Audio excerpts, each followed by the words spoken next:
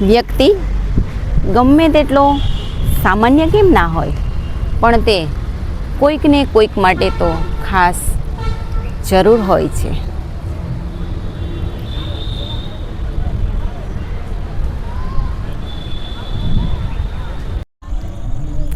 रिश्तों का गलत इस्तेमाल कभी मत करना, क्योंकि अच्छे लोग ज़िंदगी में बार बार नहीं मिलते.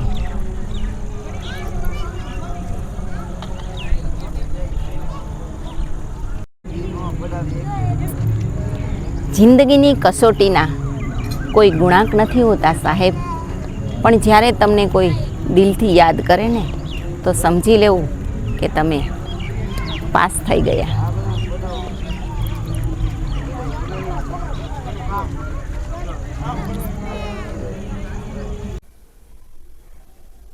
उस आंसू से बचो जो किसी का दिल दुखाने से निकले, और उस आंसू की कदर करो जो तुम्हारे लिए किसी और की आंखों से निकले.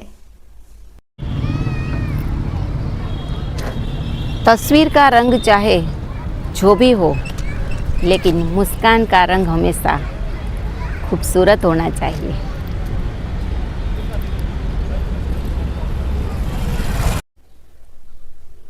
સાથ દેવાવાળા ક્યારેય તમારી પરિસ્થિતિ નથી જોતા, અને પરિસ્થિતિ જોવાવાળા ક્યારેય તમને સાથ નથી દેતા.